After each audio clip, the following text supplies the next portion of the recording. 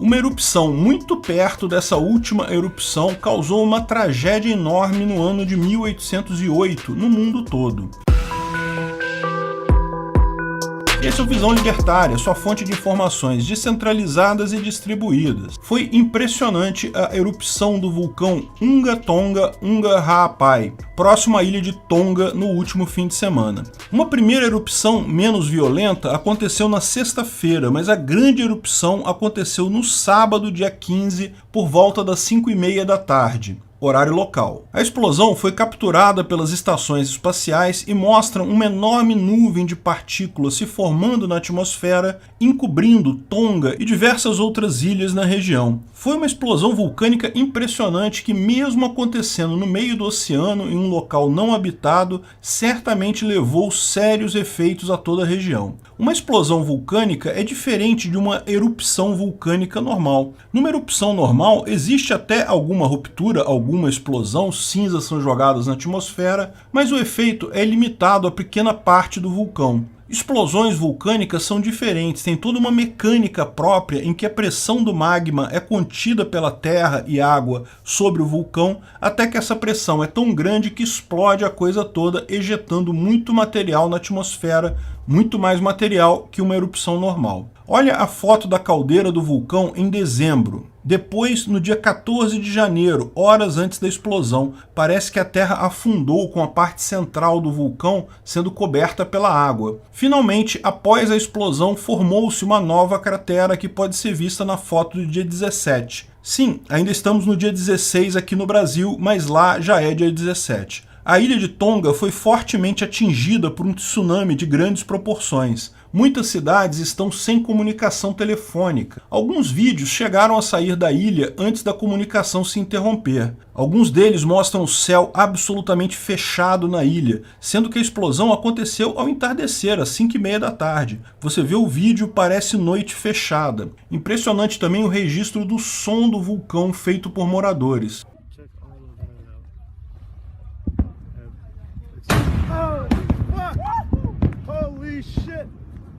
Os vídeos mais impressionantes mostram a força do tsunami causado pelo vulcão que invadiu a ilha com um efeito destruidor. Com a interrupção das comunicações, não se sabe sobre mortos ou feridos. Porém, foram reportados já 2 mortes no Peru em função do tsunami. Outras ilhas da região também estão sem comunicação. Há uma grande incerteza sobre como está a região. Foram gerados alertas de tsunami para toda a costa do Pacífico, até para o Alasca, e também na Ásia, incluindo Austrália, Nova Zelândia e Japão. O alerta é nível amarelo de advertência, o que quer dizer que recomenda-se não estar em praias, marinas ou qualquer ponto da costa oceânica, mas não exige evacuação das cidades. Apenas na Ilha da Páscoa foi emitido ordem para evacuação de cidades costeiras. Hoje, domingo, dia 16, já temos vários vídeos do tsunami atingindo várias áreas aqui das Américas, Chile, Peru, México, até na Califórnia. O risco ainda existe nesse momento e a situação ainda está se desenvolvendo. Só como observação para tranquilizar o pessoal, no Brasil, em Portugal e demais países voltados para o Atlântico, não há nenhum risco. Porém, afastado o risco imediato do tsunami, existe um outro problema significativo derivado do vulcão em questão: o potencial resfriamento atmosférico gerado pelas partículas liberadas. Existe até uma expressão para isso, o inverno vulcânico. Ao longo da história foram registrados diversos eventos desse tipo. Alguns desses eventos ficaram registrados na história como o Ano Sem Verão, a Longa Noite, a Grande Fome, mas atualmente pode-se datar exatamente quando aconteceu o evento com a avaliação da quantidade de cinzas nas geleiras polares. Os anos em que houve tais erupções são marcados exatamente por quantidades anormais de depósitos de cinzas nas geleiras do mundo todo. Algumas conseguem ser precisamente datadas. Da mesma forma, é possível também datar a erupção de cada vulcão, a data em que aquele vulcão entrou em erupção da última vez. Assim, sabemos hoje que houve um evento desses em 1159 a.C., um ano que as cinzas do vulcão Hekla III da Islândia provocou frio intenso no mundo todo. Alguns historiadores, inclusive, incluem esse evento climático como o estopim do que ficou conhecido como colapso da Idade do Bronze, uma época em que várias civilizações na região do Mediterrâneo colapsaram ao mesmo tempo. Nos registros históricos, os governos da época acreditavam isso à invasão dos Sea People, ou povos do mar. Eventualmente, pode se tratar de refugiados de terras mais frias que se viram forçados a migrar para a região do Mediterrâneo porque suas terras de origem ficaram frias demais para a agricultura.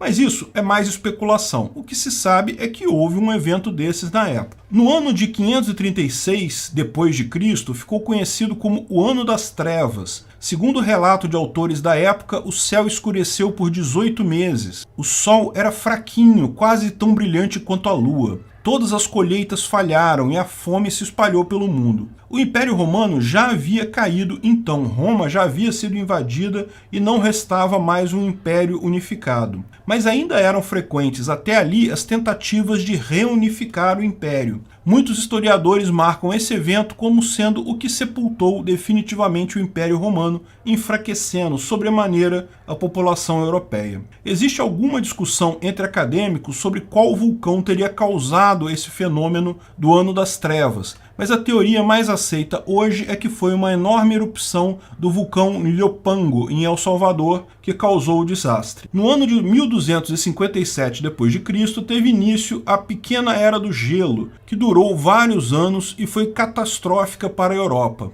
Acredita-se que foi devido à erupção do vulcão Samalas, na Indonésia. A Grande Fome foi um outro evento que aconteceu entre 1315 e 1317, novamente com um vulcão causando resfriamento do planeta, perda de colheitas e, por conseguinte, fome no mundo todo. A Grande Fome deveu-se provavelmente ao vulcão Monte Tarawera, na Nova Zelândia. Em 1815, a explosão do vulcão conhecido como Monte Tambora, na Indonésia, causou um evento que ficou conhecido como o Ano Sem Verão, que foi o ano seguinte, o ano de 1816. A Europa ainda estava se recuperando das guerras napoleônicas, teve que enfrentar novamente fome e frio extremos. Mas pouco antes deste evento, houve um outro em 1808, uma outra explosão vulcânica que reduziu a temperatura no ano seguinte, não foi tão forte quanto o evento do Monte Tambora, mas gerou também temperaturas bem mais baixas e problemas na Europa também. Esse evento de 1808, acredita-se, aconteceu devido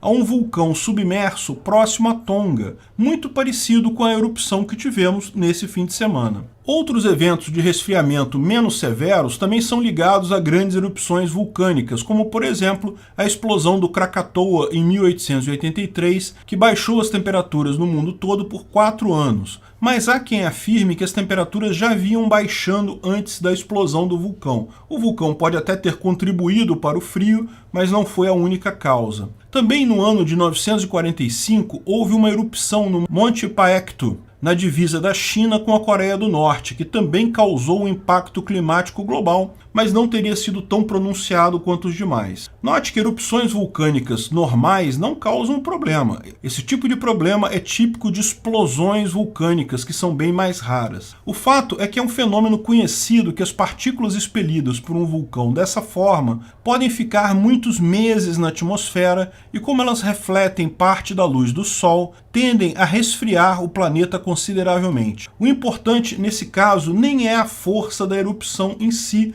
mas o tipo de particulado que ela coloca na atmosfera. Embora erupções maiores tendam a gerar um efeito maior, é o tamanho e tipo das partículas que vai definir de fato se haverá o efeito ou não. A erupção que vimos em Tonga esse final de semana parece muito pequena para gerar efeitos mundiais como os exemplos destacados. Ainda precisamos acompanhar essa nuvem de partículas, precisamos ver se não haverá mais erupções, mas parece pouco provável um efeito mais crítico. De qualquer forma, essa erupção, mesmo que com pequeno potencial de gerar impacto significativo no clima, mostra duas coisas importantes. Primeiro, que vai permitir muitos estudos em cima do tema.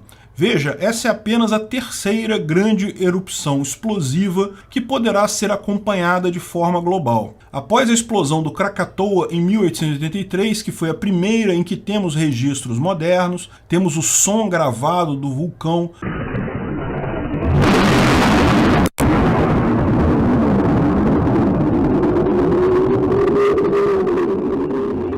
temos muitos desenhos e fotos da erupção. A explosão do Monte Pinatubo, nas Filipinas, em 1991, já tinha muito mais tecnologia para registrar toda a tragédia e calcular a diminuição da temperatura nos anos seguintes. Porém, foi uma explosão menor, não causou tanto impacto assim. A explosão do vulcão Unga Tonga Unga Ha'apai certamente será acompanhada com um número inédito de medições, vídeos e registros. É um desastre, sem dúvida alguma, principalmente para o povo de Tonga e outras ilhas do Pacífico, mas servirá certamente de insumo para muita pesquisa e novas descobertas. Mas, em segundo lugar, esse tipo de evento serve também para nos alertar o quão pouco controle temos de fato sobre o clima do planeta. Existe um grande grupo de pessoas muito ricas na Europa que acredita ser capaz de escolher como será a temperatura do planeta daqui para frente, nos próximos anos ou décadas. Propõe uma série de medidas restritivas que, curiosamente, o custo recai muito mais sobre os indivíduos pobres do terceiro mundo do que sobre essas pessoas ricas da Europa em si. Mas mesmo que as teorias dessas pessoas e os problemas que elas acham existir sejam verdadeiros, essas pequenas lições da natureza nos mostram que qualquer que seja o nosso planejamento, o nosso suposto controle sobre o clima, sempre será uma fração do que o próprio planeta tem. Mudança climática é coisa tão constante que existiu em toda a história da humanidade. O clima não para de mudar, nunca parou. A única novidade que temos agora é a prepotência de algumas pessoas que acham que podem controlar isso. Obrigado por sua audiência. Esse vídeo foi um oferecimento de armataweb.com, cloud e serviços de data center, 100% de compromisso com a satisfação e privacidade dos clientes. Aceitamos Bitcoin, veja o link na descrição do vídeo. Se você gostou desse vídeo, clique no like e compartilhe ele em suas redes sociais. Se inscreva no canal para nos ajudar, clicando no botão vermelho abaixo. Se quiser ser avisado de novos vídeos, clique no sininho ao lado. Se você quiser comprar camisas e outros itens do Visão Libertária, veja nossos itens no site Pimenta no Café, pimentanocafé.com.br/Visão Libertária, tudo junto sem acento, ou clique no link da descrição. Até a próxima!